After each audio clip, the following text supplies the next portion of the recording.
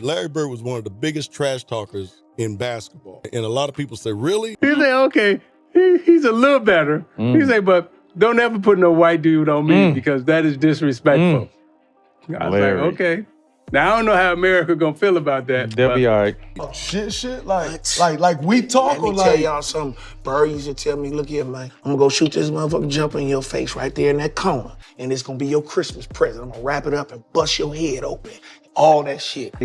Larry Bird would probably beat LeBron one-on-one. Really? Oh my God, Bird talk trash to everybody. It's disrespectful when y'all put a white guy on me. And I'm looking at this guy like, he's nuts, you know? Did you really say that? Who's playing for second? Yeah, I did. I would say that we got a chance to change the league. Yep. What a blessing it was. He ended up in Boston. And then his personality was Boston. Right. And it worked for the whole league. Here's a player who made 7 Hall of Famers admit they were terrified, not just beaten, terrified. Michael Jordan snapped at someone who questioned this guy's place in history. Magic Johnson credits him with saving their entire careers. And Charles Barkley, he straight up calls this man the most dangerous trash talker who ever lived. But here's the twist nobody talks about. This legend never had to jump out of the gym, never ran the fastest, and spent half his career playing through pain that would have ended most athletes. So what made him so unstoppable that even the greatest of all time still won't stop talking about him decades later? Stick around because what these legends reveal will completely change how you see basketball greatness. Let's start with the most brutal moment in trash talk history, and it involves a rookie who thought he belonged. Atlanta Hawks 1983 playoffs. Dominique Wilkins just got drafted, the human highlight film. Electric dunker, confidence through the roof. He walks onto the court for his first playoff game, and there's Larry Bird stretching on the sideline. Dominique does what any respectful rookie does. He walks over and extends his hand for that pre-game handshake. You know, the professional thing. Bird looks at his hand, clasps both of his own behind his back, and says something that would haunt Wilkins for months. You don't belong in this league, Holmes. Dominique's frozen. The Hawks bench is watching, and before anyone can process what just happened, the game tips off. First possession for the Celtics. I got your first playoff game is against Boston, 1983. Oh, it was? Ah, okay. Yeah. That's a long time ago. You guys had great battles. Yeah, you know, that was the first time Bird ever talked trash to me. It was my rookie season. Probably the only thing he said to me. I'm guarding him. My first play, you know, he's coming down. Wasn't upset he made the three. I said, but this son of a gun just called me home.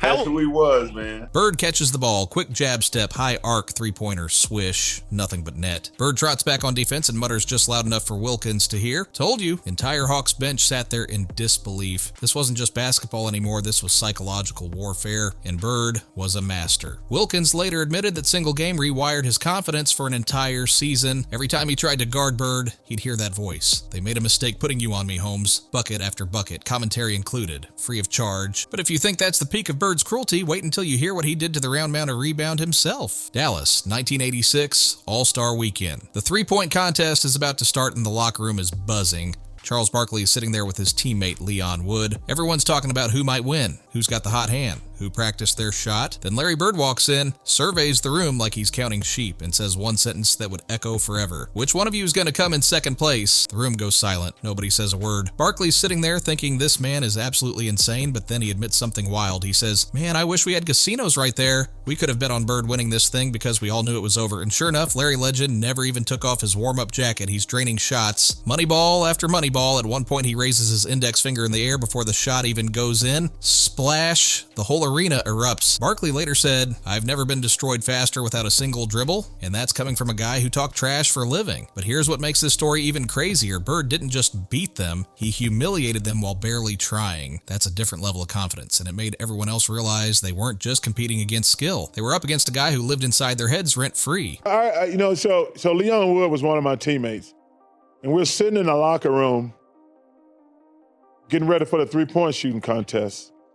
Bird comes in and says, which one of you is going to come in second place? Which one of you going to come in second place? Nobody said nothing. It was one of the best scenes I've ever, says, man, I wish we had casinos. We could bet on Larry Bird going to win this three-point shooting contest. But Charles wasn't the only one who learned that lesson the hard way. There's a young kid from UCLA who thought he could talk back. Market Square Arena, late 1980s. Indiana Pacers are down by 3 points. Larry Bird steps to the free throw line. The crowd's going wild, and this skinny rookie named Reggie Miller decides he's going to play mind games. He coughs, loud, fake cough, trying to throw Bird off his rhythm. It's a classic move, right? Rookies do it all the time. Bird freezes, slowly turns his head, locks eyes with Miller, and says something that would change Reggie's entire approach to basketball. Rook, I'm the best shooter in the league, understand? Then Bird calmly sinks both free throws, pure, not even close to the rim. The Pacers are now down by 5, and Reggie Miller doesn't say another word for the rest of the game. Years later, Miller called it the defining moment of his career. That's when I realized trash talk isn't just talking, it's a science, and Larry Bird holds the PhD. Miller went on to become one of the greatest shooters ever, but he never forgot that lesson. Bird didn't just beat you on the scoreboard, he educated you, made sure you'd remember exactly who taught you that lesson for the rest of your life. And if rookies got the brutal treatment, imagine what Bird's biggest rivals went through, especially the one guy who people say saved the league alongside him. Magic Johnson loves to flash that smile, the Showtime Lakers, Hollywood championships. But when the conversation gets real, Magic admits something most fans never think about. Larry Bird saved my career. That's a direct quote, not helped, saved. Here's why. In 1979, the NBA was dying. Ratings were flatlining, games were being played on tape delay. Nobody cared. Then 2 players entered the league the same year, Magic Johnson and Larry Bird, and their rivalry brought the sport back from the dead. I called home. I said, it's true about this boy.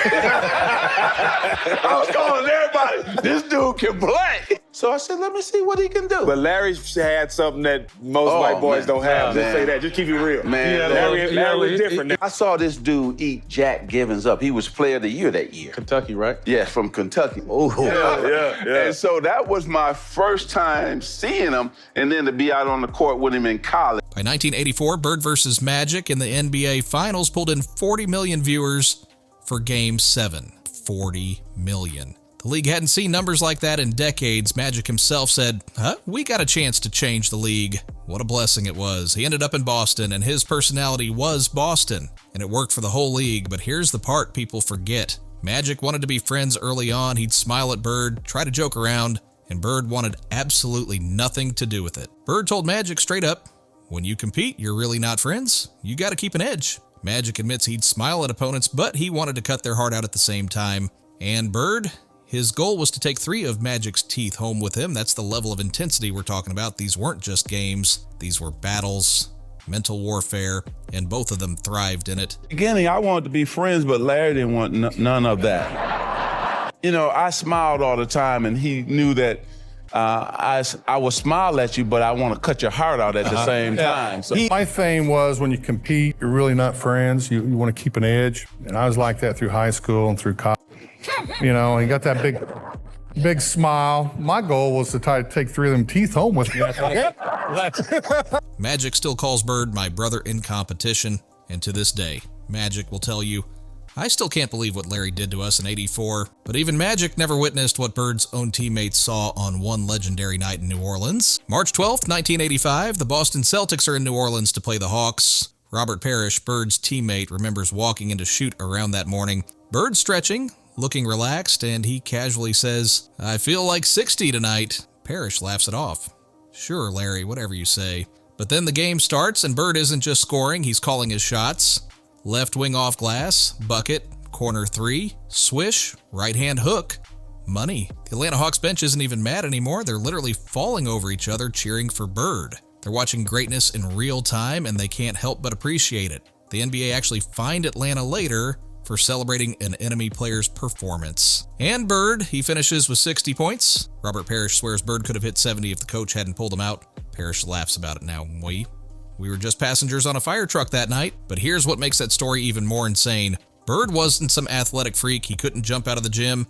He wasn't the fastest guy on the court. He just had the supernatural ability to see plays before they happened, and he made sure you knew it. That combination of skill and showmanship created an aura that nobody could touch, and it's exactly why one man who rarely gives compliments couldn't help but put Bird on a pedestal. Now here's where the title of this video finally comes into play, because what Michael Jordan said about Larry Bird will blow your mind. 2013, Michael Jordan is doing a Q&A. Someone in the crowd brings up LeBron James, asking if LeBron is the greatest small forward ever. And Jordan, who usually stays diplomatic, doesn't hold back. He says, you guys don't get it. Larry's far better than any small forward who played the game.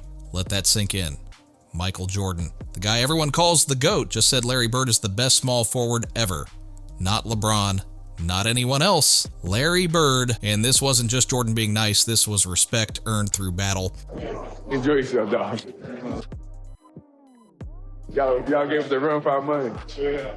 I'll see you. All right, take care. Thanks for working on that golf game of yours. Jordan spent his entire rookie contract chasing Bird's shadow. Every time Chicago played Boston, Jordan had to prove himself against this legend. And even when Jordan's Bulls finally beat Bird's Pacers in the 1998 Eastern Conference Finals, cameras caught something incredible. Jordan walked up to Bird, who was coaching by then, and hugged him. He growled, "Enjoy yourself, dog.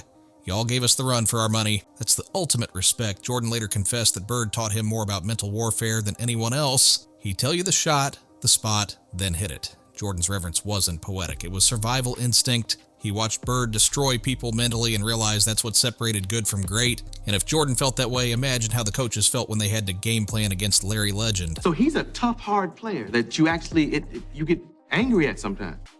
Everybody does. I mean, it's a common thing. If anybody, if you had 273 professional athletes here, a professional basketball player, and you say who's the dirtiest player in the NBA, you know, I say 95% I say Lambeer or Larry Bird. Really? Yeah.